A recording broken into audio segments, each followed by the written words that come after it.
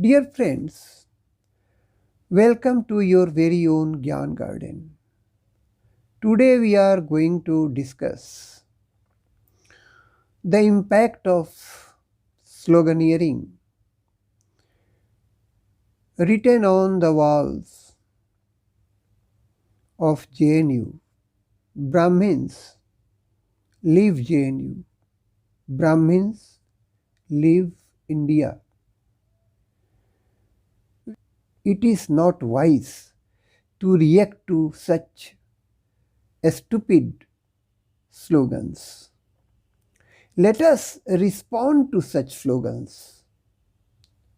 But we have to respond. If we just turn,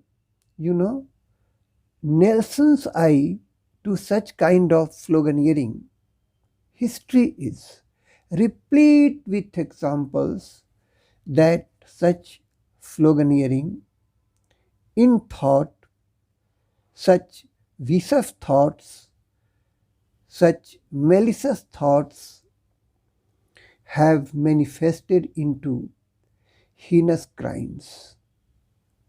So let us must respond. Now the question is, do we have a constitution? How come that in spite of that constitution, divisive forces, violent forces, wily forces are writing such slogans on the, temples of education like JNU, and they are getting away with. Now, according to Gyan Garden, this is not an ordinary writing. This is an ominous writing on the wall, and it portends ill for our country.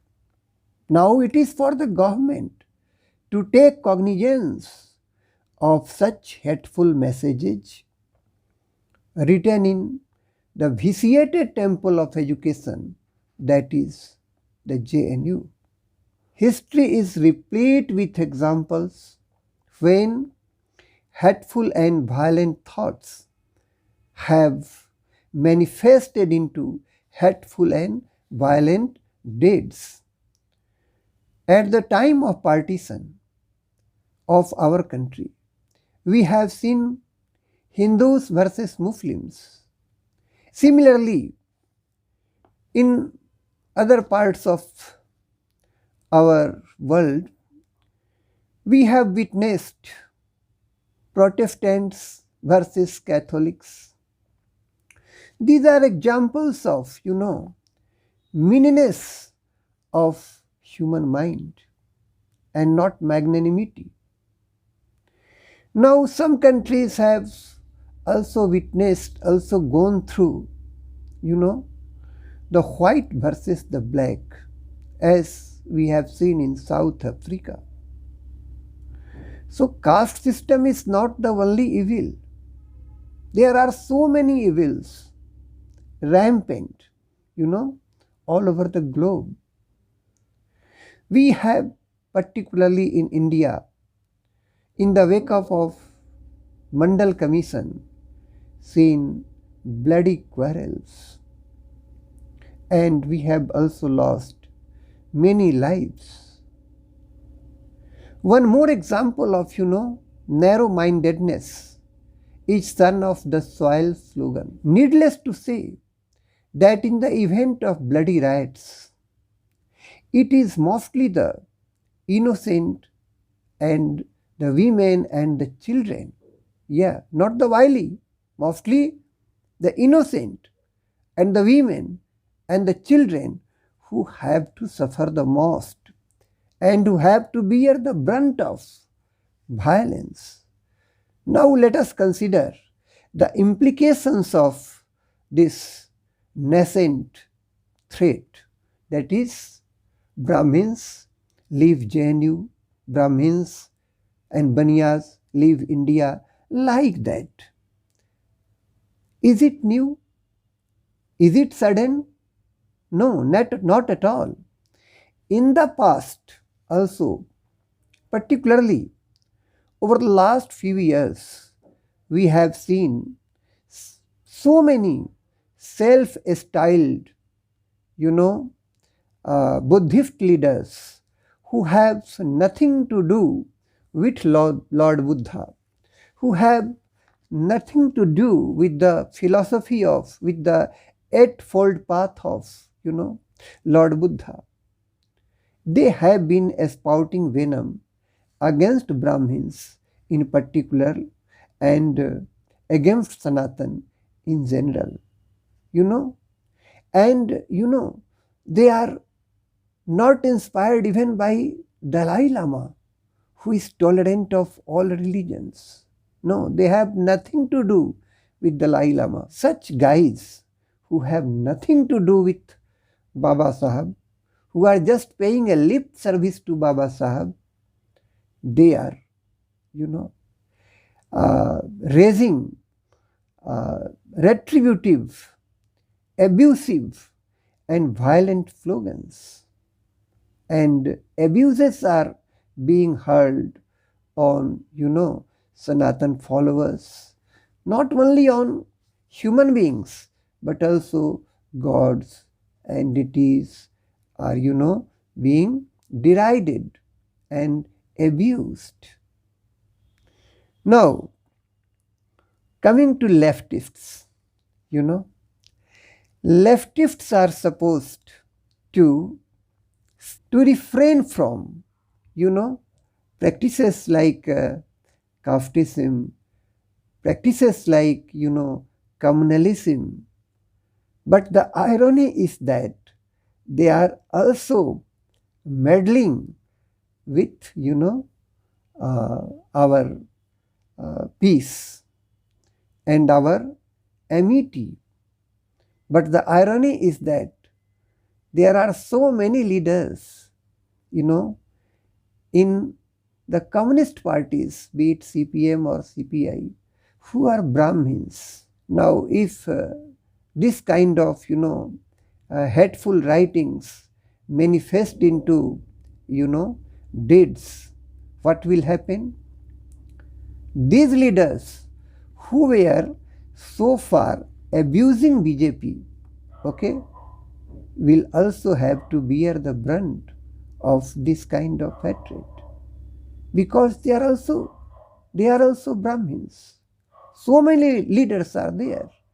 I would like to give some examples later on. So, I mean to say that some communist leaders are also fomenting trouble. They are also fomenting caste and communal tensions. And JNU, is the glaring example. Now coming to the hateful slogans. Are they against Brahmins? I mean, are the slogan writers against Brahmins? Are they against Brahmins and Baniyas? Don't be mistaken. If you are doing so, you are in a fool's paradise. The stark truth is that they are against the Hindus who practice Sanatana. One by one, they will try to attack us, they will try to weaken us. Now the question is, are they against all Brahmins? Who are they supposed to drive away from India? Brahmins are humble. Brahmins are meek. Brahmins lack militancy. Brahmins are mostly preoccupied with learning. And most of all, Brahmins are in a small number. And that is why Brahmins are being taken for granted. But they should not forget that Brahmins are the inseparable part of our social fabric, be it science or art or politics or religion, business, social work, journalism, any domain of life, any domain of this society, in every domain, in every sphere, uh, their presence is palpable, their contribution is conspicuous. Now, hatred against Sanatan values have made these bloodies so mindless that they don't know that the political parties which sympathize with them have also fair number of Brahmins. It is not a question of BJP or RSS. In Congress too, there are so many leaders who will have to leave the country. In Communist Party also, CPM also, okay, there are so many leaders who will have to leave the country, okay, if this type of, sloganeering manifests into reality, heinous reality. For example, Shashi Tharoor, the world knows he is a Brahmin, he is a scholar, he has a way with English, and he is one of the most prominent leaders of Congress. You may say of Indian polity, but he belongs to Congress. Won't he be affected? He will also be affected. Now coming to Satish Chandra Mishra, he is the right hand man of Sister Mayawati. He is credited to have salvaged BSP from wilderness, and so Mayawati, Sister Mayawati can't afford to lose Satish Chandra Mishra. Similarly, if this type of sloganeering, hateful slogans, they translate into reality, then what will happen to Mamata Banerjee? She is also a Brahmin. She will also have to leave the country. So these bloody guys do not know, those who have written such slogans, they do not know whom are they targeting.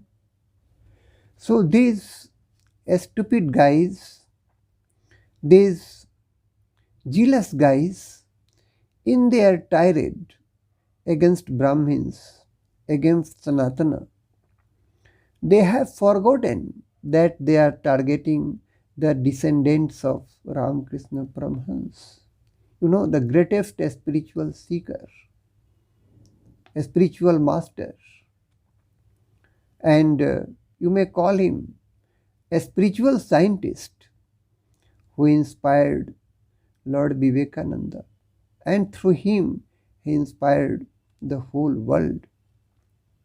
Then Samarth Ramdas, who made, Shivaji.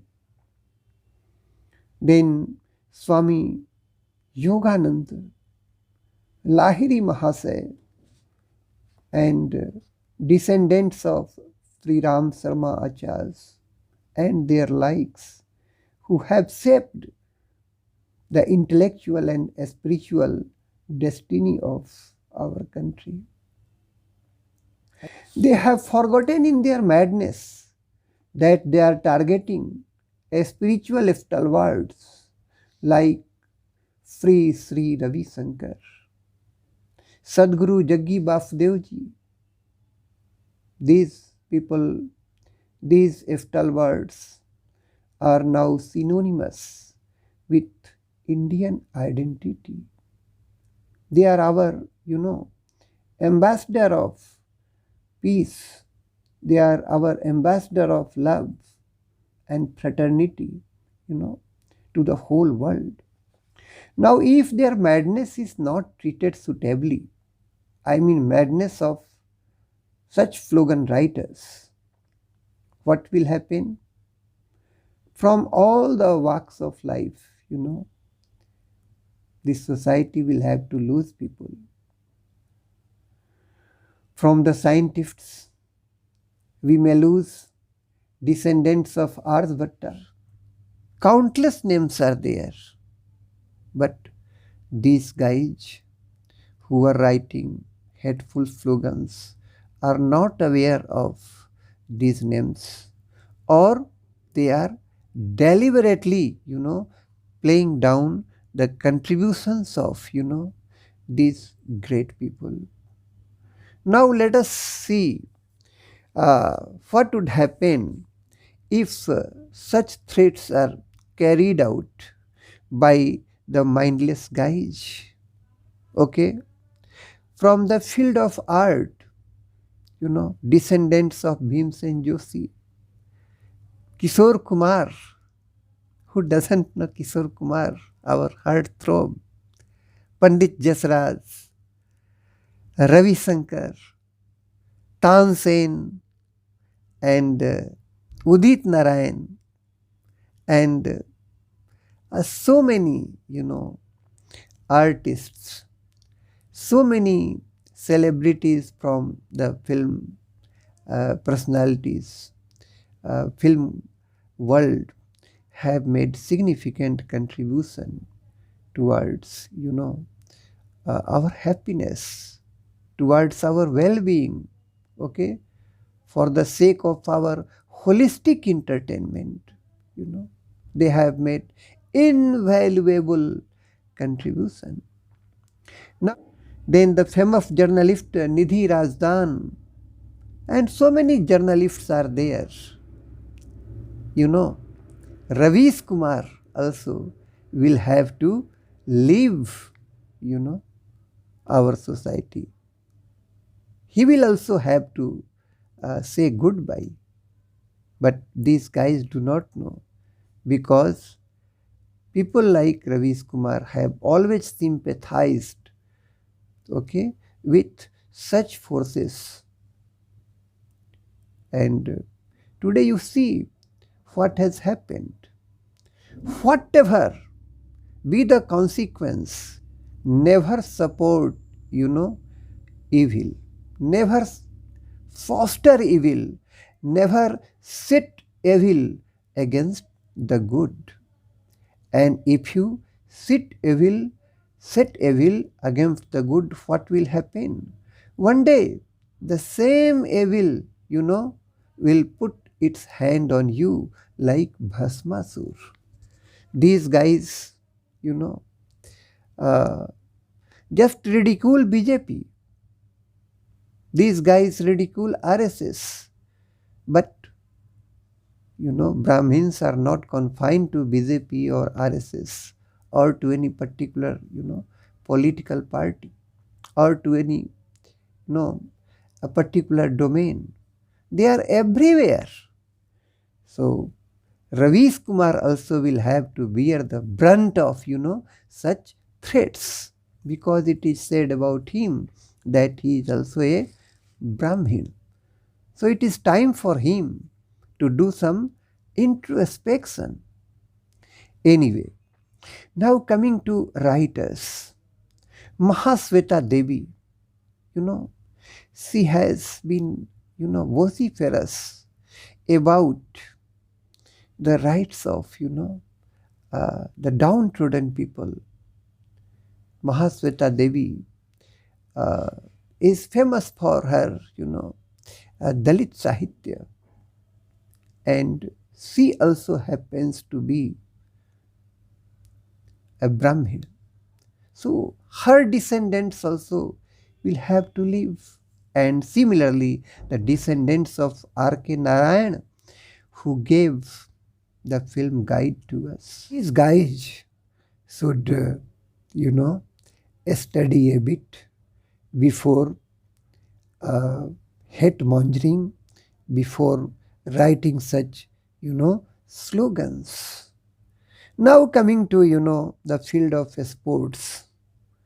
Ajit Wadekar, Suresh Raina, Kirti Azad, Yogeshwar Dutt.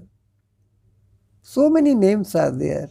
Even Mr. Ganguly, Saurav Ganguly, they will also have to leave if these guys are allowed to carry out their threats.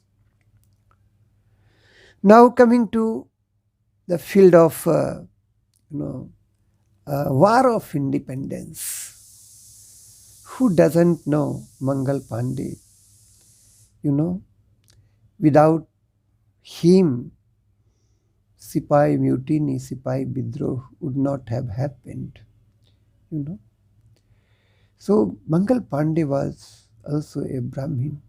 So do you mean to say that you have to drive the descendants of Mangal Pandey also away from this country? And so many names are there. Chandrasekhar Azad. So how can you be ungrateful towards Chandrasekhar Azad?